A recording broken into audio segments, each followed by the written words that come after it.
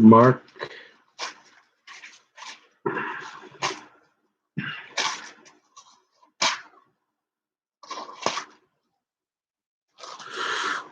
chapter 14, verses 27 through 53.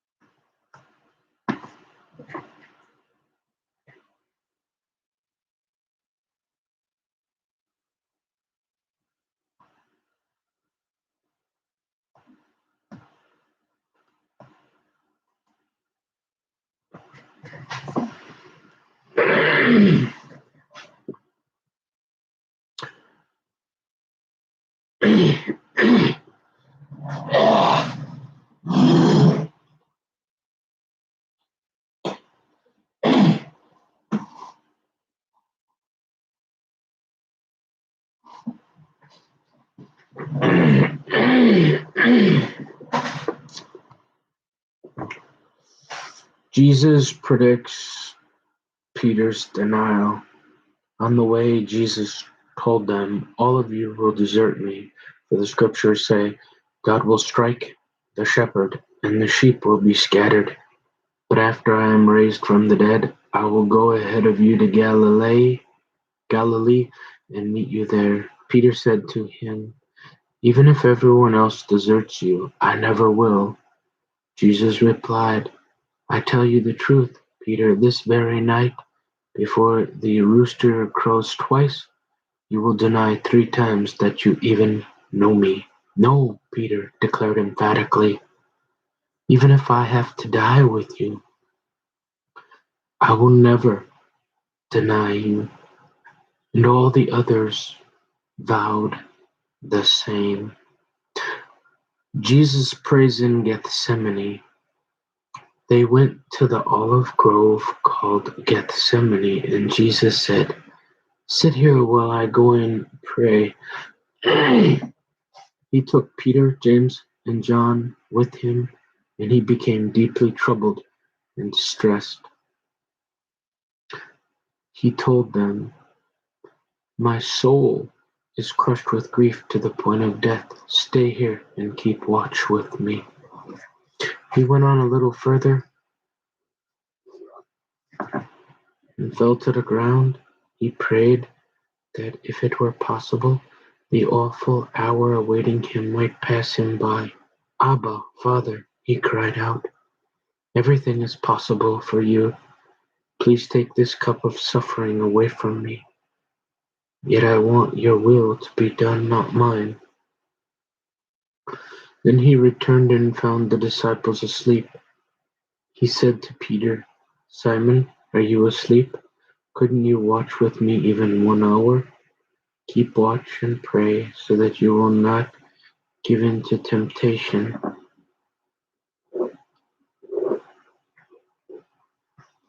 For the spirit is willing, but the body is weak." Then Jesus left them again and prayed the same prayer as before. When he returned to them again, he found them sleeping, for they couldn't keep their eyes open, and they didn't know what to say. When he returned to them the 3rd time, he said, "Go ahead and sleep. Have your rest. But no, the time has come. The Son of Man is betrayed into the hands of sinners. Up, let's be going. Look, my betrayer is here."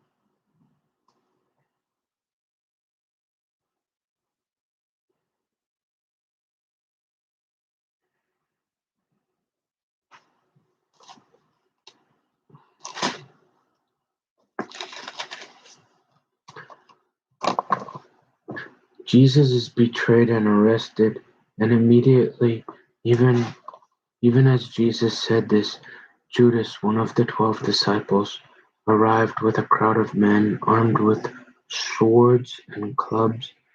They had been sent by the leading priests, the teachers of religious law, and the elders. The traitor, Judas, had given them a prearranged signal. "You will know which one to arrest when I greet him with a kiss. Then you can take him away under guard." As soon as they arrived, Judas walked up to Jesus. "Rabbi," he exclaimed, and gave him a kiss. Then the others grabbed Jesus and arrested him. But one of the men with Jesus pulled out his sword and struck the high priest's slave, slashing off his ear. Jesus asked them, Am I some dangerous revolutionary that you come with swords and clubs to arrest me? Why didn't you arrest me in the temple? I was there among you teaching every day. But these things are happening to fulfill what the scriptures say about me." Then all the disciples deserted him and ran away. One young man followed behind. One young man following behind was clothed only in a long linen shirt. When the mob tried to grab him, he slipped out of his shirt and ran away naked.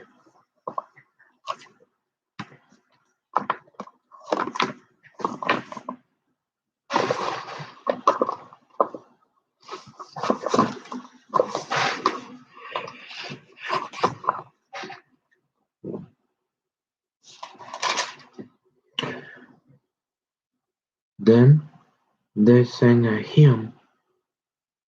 It was customary to end the Passover by singing the last part of the didn't I already read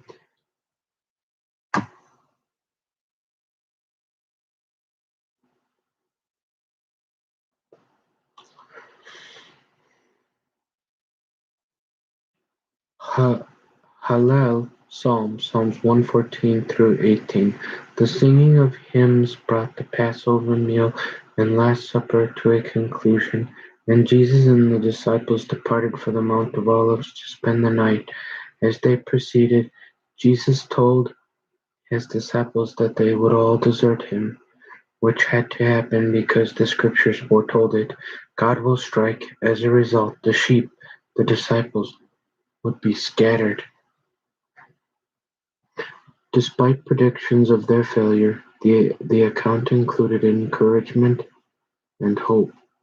After Jesus was raised from the dead, he met the disciples in Galilee, where they were forgiven and restored.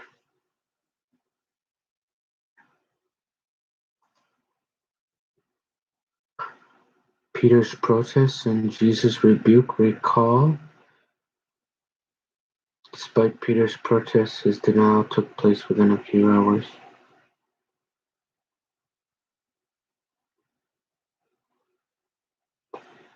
Gethsemane Aramaic oil press remains an olive grove to this day. It is called a garden, and John 18 and Luke 22 indicates that it was a favorite place for Jesus and his disciples. Jesus went ahead with Peter, James, and John and asked them to watch with him, meaning to agonize within for him in prayer. Jesus fell to the ground to pray because of his deep distress. Since it was normal to pray out loud, Jesus' prayer was probably overheard by the three disciples, who would not have fallen asleep immediately.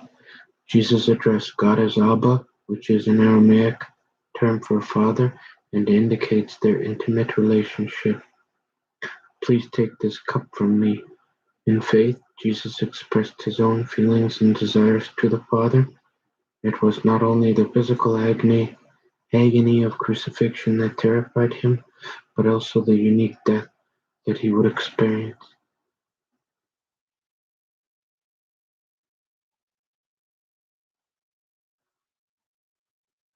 He who knew no sin would experience the wrath of God against sin. Yet I want your will to be done, not mine. Jesus' submission to the Father's will is a model for his followers.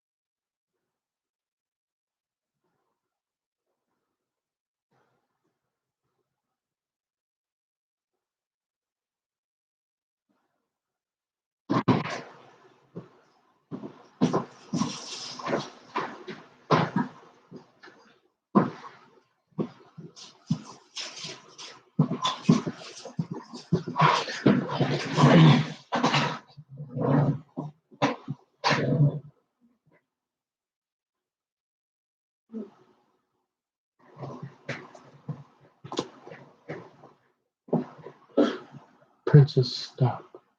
No. Are you asleep?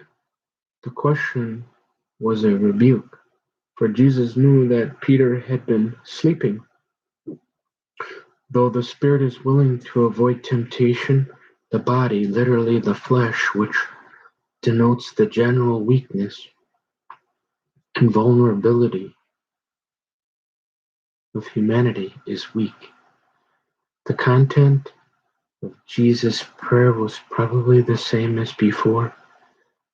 The third failure of Peter, James, and John to watch and pray recalls Jesus' prediction that Peter would deny him 3 times. The words "sleep" and "have your rest" can be interpreted as a command, as in the NLT. Others take it as an exclamation. You are sleeping and resting. Still others take it as a rhetorical question. Are you sleeping and resting? The time, literally hour, has come. The passion of Jesus that begun the hour for pouring out the blood of the sacrificial lamb. This statement coincided with the arrival of Judas and the armed crowd seeking to seize Jesus. Jesus was betrayed into the hands of sinners, for whom he willingly went to the cross. Up, let's be going. Jesus accepted the cup God had given him. He went out to defeat his enemies by dying for them.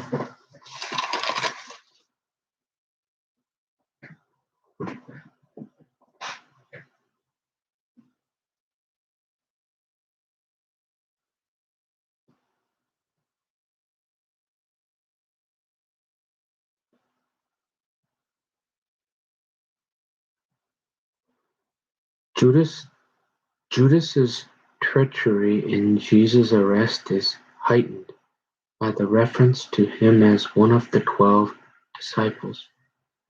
Having agreed with the leading priest to betray Jesus at the nighttime and place, he led an armed group to seize Jesus secretly at night apart from the people. Although they wanted to avoid a conflict, the crowd was large enough to quell any resistance by Jesus or his followers. Gethsemane was dark and Jesus was personally unknown to most of the crowd sent to seize him. So Judas had given a sign by which he would identify Jesus. Judas addressed Jesus as Rabbi and greeted him with a kiss, a common form of greeting.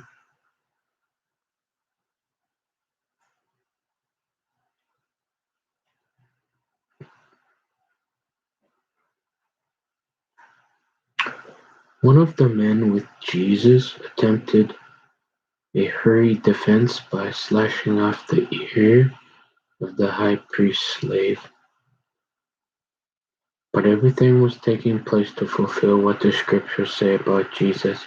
Mark thus reassured his readers that these events were part of God's divine plan. As Jesus had predicted just hours before, all his disciples deserted him.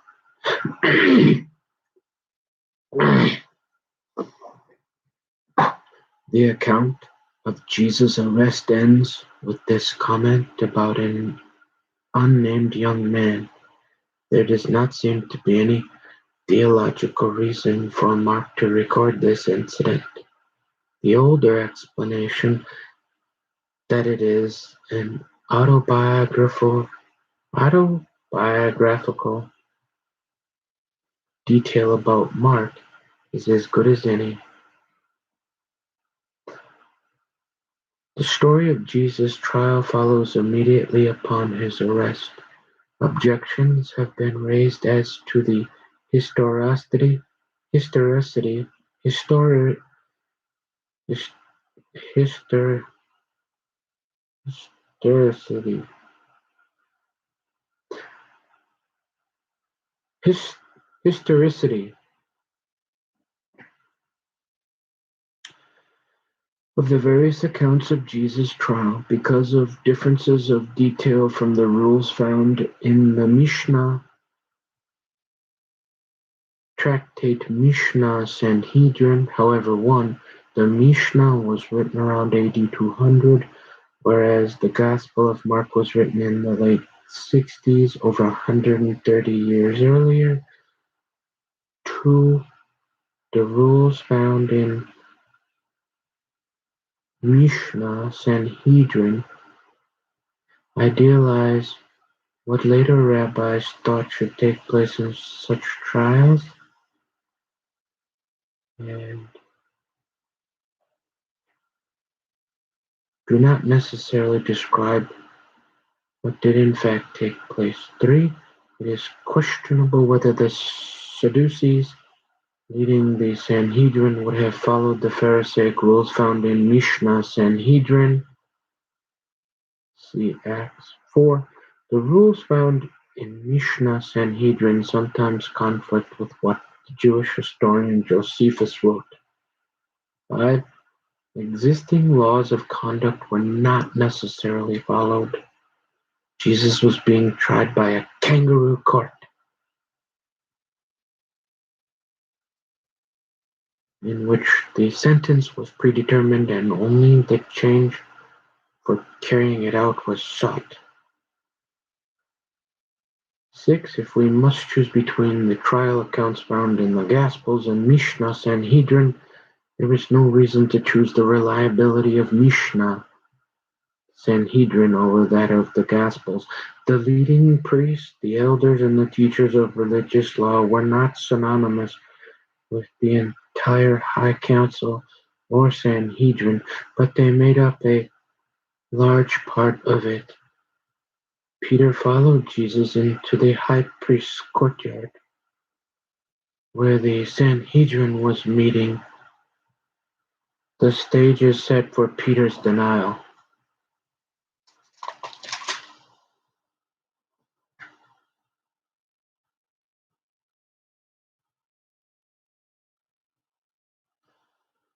This was the second time in the same evening that Jesus predicted the disciples' denial and desertion, which probably explains their strong reaction. For Jesus' earlier predictions, see Luke and John. While praying, Jesus was aware of what doing the Father's will would cost him. He understood the suffering he was about to encounter. And,